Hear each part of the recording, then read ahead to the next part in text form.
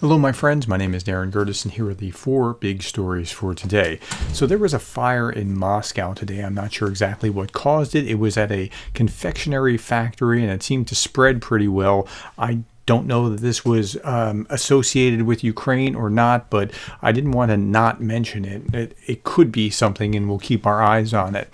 Second story is about Syrskyi. Now, you know that Zelensky removed Syrskyi, and now Syrskyi is there. Syrskyi has kind of a mixed review as what he has done before. He was successful in pushing the Russians out of Kyiv and defending Kyiv and pushing the Russians out of Kharkiv, rather.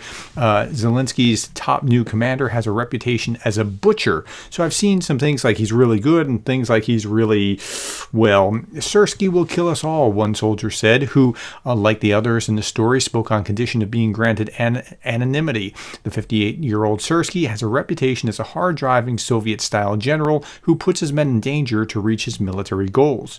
Syrskyi's overseeing last year's dogged 9-month defense of Bakhmut, where Ukrainian troops suffered high casualties and relentless meat waves of Russian attackers before having to abandon the eastern city. That earned him the gruesome nickname of Butcher.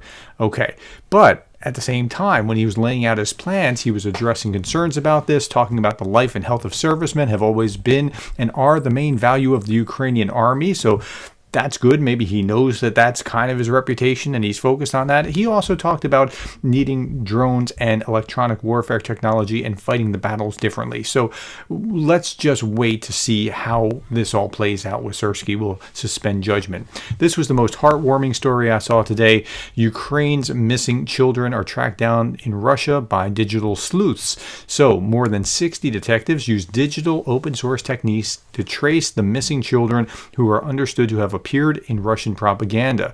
Experts from 23 countries joined forces at Europol's headquarters in The Hague. They used advanced facial recognition to find recent images of the children online. As investigators are unable to travel to Russia or Belarus, geolocation experts analyze photos and videos and use satellite data to determine where they were taken. Now, there's at least roughly 20,000 children that they know of that have been exported to Russia against their parents' will, and that's really sad. This is one of the worst things of the war. Okay, yesterday was Tucker's interview, and I watched it, and then I watched much of it again as I was cutting pieces up, because you'll see why in a second. The Guardian had this headline: Tucker Carlson's Putin interview wasn't journalism, it was sycophancy. And I tend to agree when I look at what was going on. It was just softball questions and giving Putin a platform to say whatever he wanted to say. This was my take on it, and it was posted about 3 hours ago.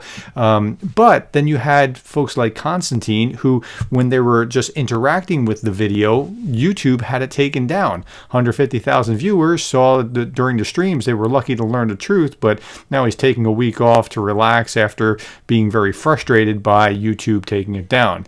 I started working on the stream at 6 a.m., 12 hours straight, 3.5 hours of streaming. I'm feeling exhausted now and emotionally devastated. Just why did they do that? Here's Andrew Mercado talking about the same thing with his stream. How we doing, you guys? We just finished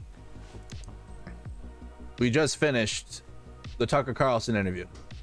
And boy, I tried, you guys. I didn't want to risk a copyright takedown, but like you guys saw it came on the screen and removed it. It wasn't just like I couldn't monetize the video. It was like they were trying to block it from YouTube, which is insane.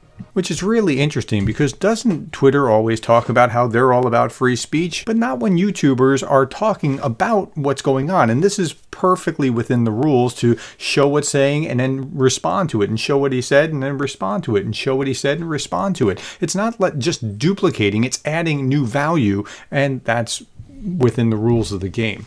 Now, I spent a long time chopping up the video just showing Tucker's questions. And if you want to see Tucker's questions, you can go to the link below. I have this on Rumble, not on YouTube, because, well, YouTube does what YouTube does.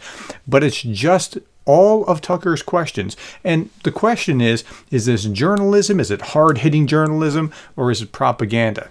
You can tell and decide after you see the questions. Please go and watch that on your own below. Thank you for your time. Thank you for the likes, the shares, and the subscribes. And thank you for being the kind of person that cares about Ukraine.